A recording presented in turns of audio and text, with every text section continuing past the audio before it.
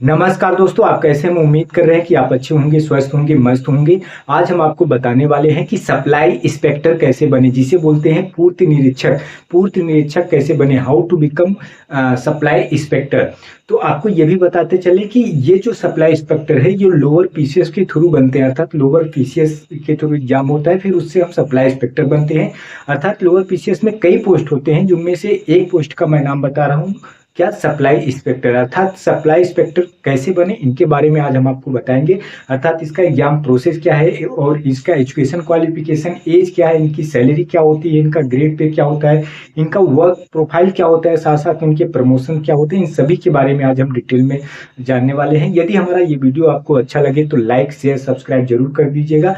तो आइए बिना देरी करते हुए हम जानते हैं कि सप्लाई इंस्पेक्टर, जिसे हम बोलते हैं पूर्ति निरीक्षक। आपको ये भी बताते चलें कि ये जो सप्लाई इंस्पेक्टर होता है, अगर थोड़ा मैं आपको हिंट देता चलूं, जो आप देखे होंगे राशन कार्ड से संबंधित इनका काम होता है। अभी आगे हम आपको बताएंगे कैसा काम होता है। आप देखे होंगे हर गांव में क्या होते हैं, कोटेदार होते हैं। कोटेदार अर्थात उनका भी निरीक्षण करते हैं, माप तौल निरीक्षण करते हैं। काला बाजारी जो होता है उनको भी कौन ये रोकते हैं। तो अर्थात राशन कार्ड में नाम चढ़ाना हुआ, काटना हुआ, इससे संबंधित इनका बहुत काम होता है। अर्थात इनमें पावर बहुत होती है, सैलरी भी बहुत अच्छी खासी है और लोग कहते हैं कि इसमें ऊपरी भी कमाई बहुत होती है।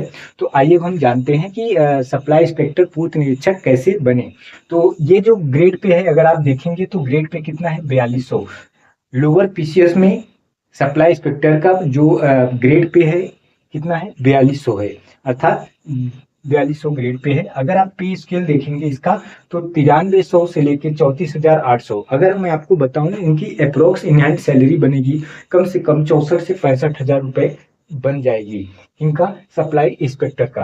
अगर मैं बात करूं सिलेक्शन प्रोसेस क्या होगा, अर्थात हमें अगर सप्लाई इंस्पेक्टर बनना है तो किन किन फेजेस से हमें गुजरना होगा। तो सबसे पहला फेजेज है यूपी ट्रिपल एससी पेट क्वालिफाइड, जैसा कि अभी हाल ही में 2025 पेट हुआ है। अगर आप 2025 पेट आप क्वालिफाइड कर ले जाएंगे, अर्थात आपका जो है परसेंटाइल बहुत अच्छा होगा, आप कट ऑफ क्लियर कर ले जाएंगे, तो आपके लिए केवल और केवल एक फेजेस से गुजरना होगा, जिसे बोलते हैं मुख्य परीक्षा। अर्थात एक एग्जाम आपका होगा, केवल और केवल एक एग्जाम होगा।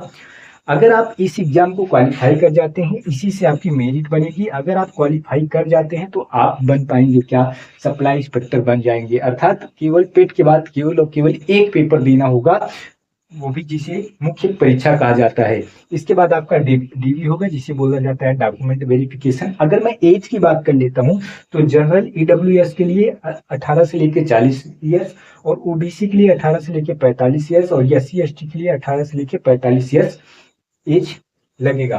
और अगर मैं बात कर लूं कि एजुकेशन क्वालिफिकेशन क्या होनी चाहिए, तो इसमें केवल और केवल क्या लगेगा, ग्रेजुएशन। अगर आप ग्रेजुएशन कंप्लीट कर लिए हो, वो किसी भी यूनिवर्सिटी से हो, अगर आप ग्रेजुएशन कंप्लीट कर लिए तो आप इसके लिए क्या हो जाएंगे, योग्य हो जाएंगे। किसके लिए, सप्लाई इंस्पेक्टर पूर्ति निरीक्षक बनने के लिए। अब आइए हम इनके वर्क प्रोफाइल को जान लेते हैं, अर्थात इनका क्या वर्क है।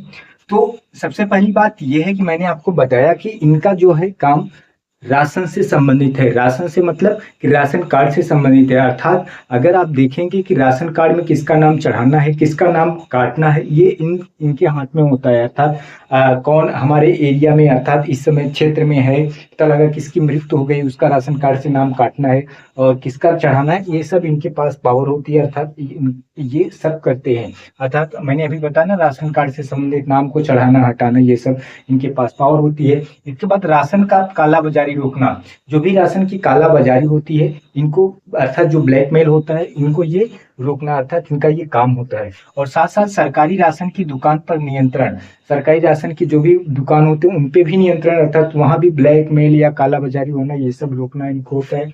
इसके बाद कोटेदार, आप देखे होंगे कि हर जगह कोटेदार होते हैं जो राशन को वितरण करते हैं, फिर उन पे नियंत्रण बनाना कि कहीं वो माप तौल में कोई कमियां तो नहीं कर रहे हैं, कहीं किसी को राशन कम तो नहीं दे रहे हैं, जितना मानक है क्या उससे कम तो नहीं दे रहे हैं। ये सब इनको अर्थात क्या करना होता है, ये सब नियंत्रण करना होता है। इसके बाद कर्फ्यू क्षेत्र में मदद पहुंचाना, कर्फ्यू जहाँ लगा हो उस क्षेत्र में इनको मदद पहुंचाना होता है।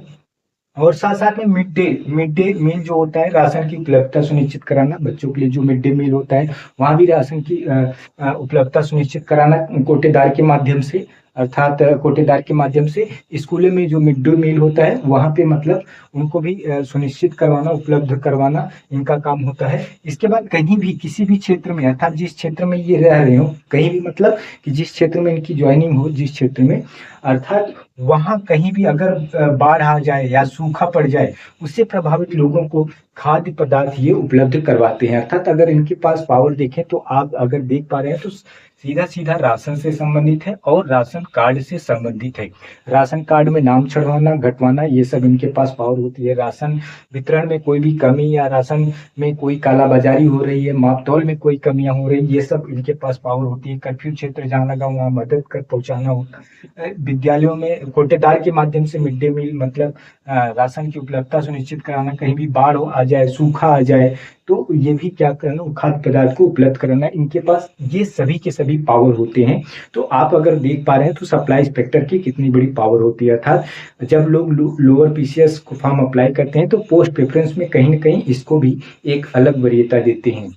अब आइए अब हम इनके प्रमोशन को देख लेते हैं, अर्थात इनका प्रमोशन कैसे होता है। तो आपको मैंने बताया था कि जब लोअर पीसीएस का फॉर्म अप्लाई होगा तो पोस्ट प्रेफरेंस भरना होगा।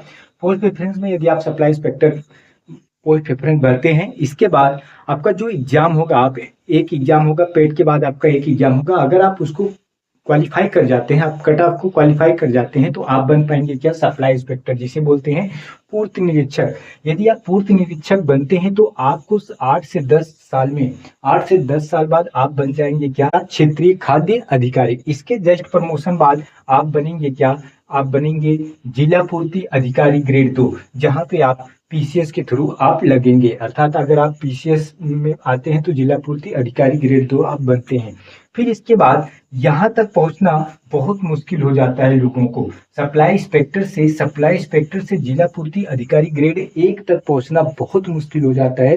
हालांकि एक आध दो बनते हैं, जैसे एक आध दो मतलब जिनका बहुत कम एज में अगर मतलब ज्वाइनिंग हुई है तो यहाँ तक पहुंच पाते हैं, बहुत रेयर केस में। अन्यथा यहाँ तक पहुंचना बहुत मुश्किल हो जाता है। यहीं पे लोग रिटायरमेंट अर्थात यहाँ तक पहुंचते पहुंचते लोग रिटायर हो जाते हैं।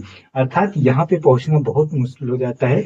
और इसके बाद कौन आते हैं, उपायुक्त। अर्थात आप क्या बनते हैं, सप्लाई इंस्पेक्टर से पूर्ति निरीक्षक से क्षेत्रीय खाद्य अधिकारी, इसके बाद जिला पूर्ति अधिकारी ग्रेड 2, इसके बाद जिला पूर्ति अधिकारी ग्रेड 1, इसके बाद क्या बनते हैं, उपायुक्त। तो ये वीडियो आपको कैसा लगा, जैसा भी लगा हो आप कमेंट जरूर करिएगा। यदि इस तरीके के और वीडियो आपको चाहिए तो आप कमेंट करके जरूर बताएं, और यदि अच्छा लगा तो लाइक शेयर सब्सक्राइब जरूर करिएगा। फिर मिलते हैं नेक्स्ट वीडियो में, तब तक के लिए धन्यवाद।